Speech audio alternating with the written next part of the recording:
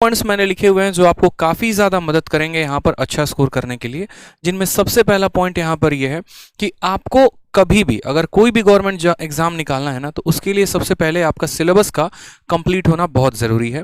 यानी आपका syllabus 100% complete होना चाहिए।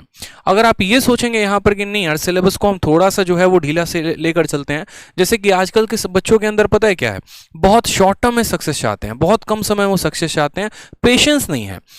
पेपर के 20 दिन पहले सर पेपर कैसे क्रैक होगा स्ट्रेटजी बता दीजिए, 4 महीने पहले आप तैयारी करते हैं। कल भी गुरुकुल में एक स्टूडेंट आया, सर सीजीएल के लिए हमारे पास 3 महीने बचे हुए हैं, उसके लिए रणनीति बता दीजिए कैसे क्रैक किया जाए। मैंने पिछली बार भी यहाँ पर ये बात कही थी कि यार 2 महीने में 3 महीने में पेपर नहीं निकलता है। पेपर जो है वो एक डेडिकेशन के साथ जब आप तैयारी करते हैं ना तो निकलता है। ये एक ऐसा जंग है जिसके लिए आपको बहुत पहले से प्रिपेयर होना पड़ता है, बहुत पहले से आपको अपना माइंडसेट रेडी रखना पड़ता है।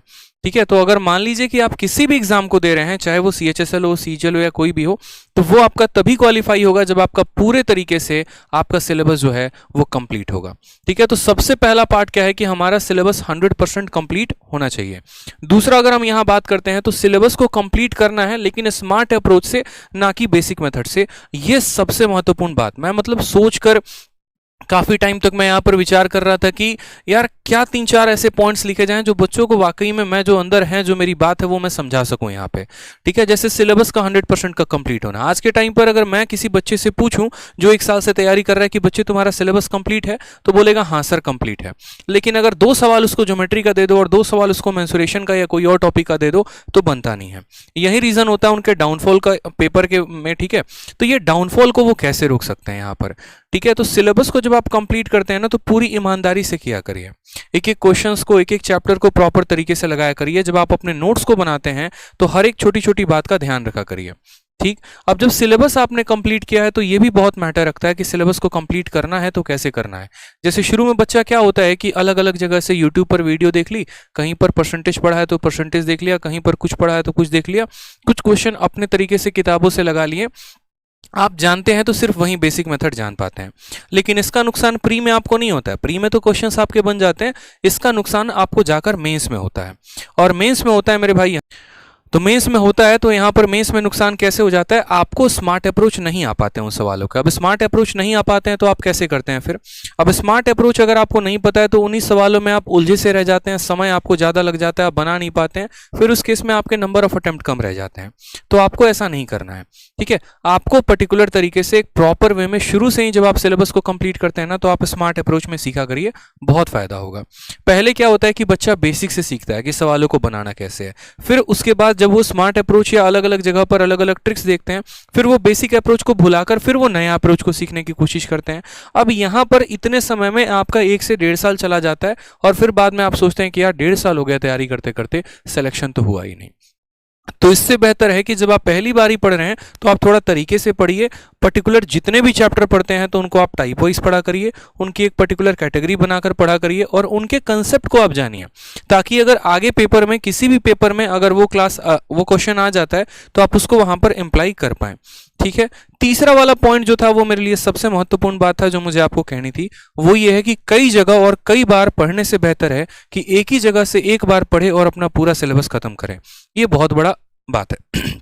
आज के टाइम में बहुत सारे बच्चे होंगे, कोई रूरल एरिया में होगा, कोई यहाँ पर जो है दिल्ली में मुखर्जी नगर में रह रहे होंगे।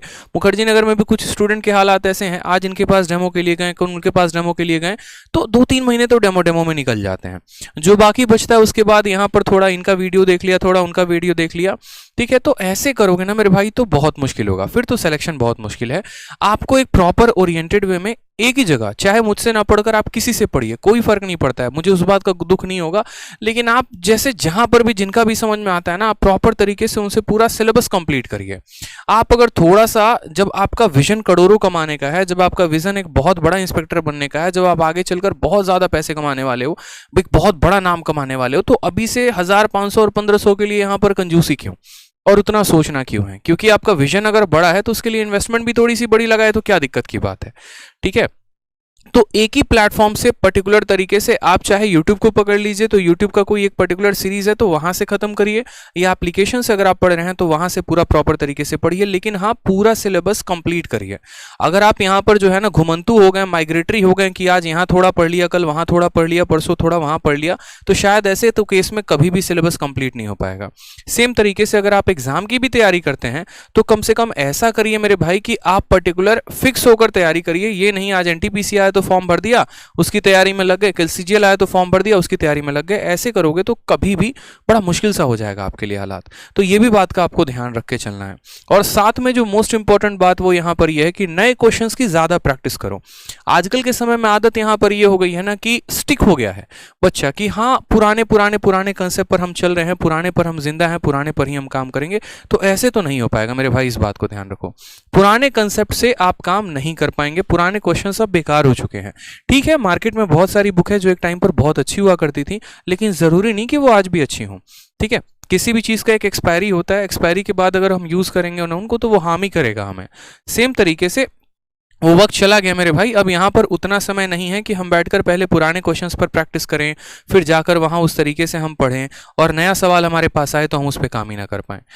सर उसका तो हमें शुरू से ही आदत डालनी पड़ेगी नए क्वेश्चंस पे। इस वजह से मैंने आपको 2400 क्वेश्चंस की ई बुक दी। मैंने कहा कि एक झलक तो जरा देखो, आप जहां से पढ़ते हो, जैसे भी पढ़ते हो, आपने आज तक जिन भी किताबों को लगाया ठीक है, बहुत अच्छी बात है, बट एक बार इसको लगाकर देखो तो आपको पता चलेगा कि आज के समय में पेपर में क्या पूछा जा रहा है। फेज 9 के क्वेश्चन किसी भी बुक में नहीं होते हैं, उसको लोग सौतेला मान के चलते हैं, लेकिन आपके लिए मैंने फेज 9 के भी सारे क्वेश्चन टाइप करवा के दिए। क्यों किया मैंने ऐसा? ताकि आपको समझ में आ सके कि पेपर में आपका असल में पूछा क्या जा रहा है और आप पढ़ क्या रहे हैं। यही कारण है कि 2 साल हो गया तैयारी करते, 1 साल हो गया तैयारी करते, और यहाँ तब भी सिलेक्शन नहीं हो पा रहा है। तो हमें अपने सिलेबस को है ना बड़ा कंसाइज वे में फिक्स रखना है कि हाँ हमें इतना पढ़ना है और हमें इन सोर्सेस से पढ़ना है। ज़्यादा भटकाव नहीं रखना, प्रॉपर वे में सेनराइज्ड वे में एक सिलेबस हम अपना कंप्लीट करेंगे और विद इन टाइम कंप्लीट करके अच्छे से हम अपना सिलेक्शन लेंगे, ना कि ज़्यादा यहाँ भटकाव में रहेंगे।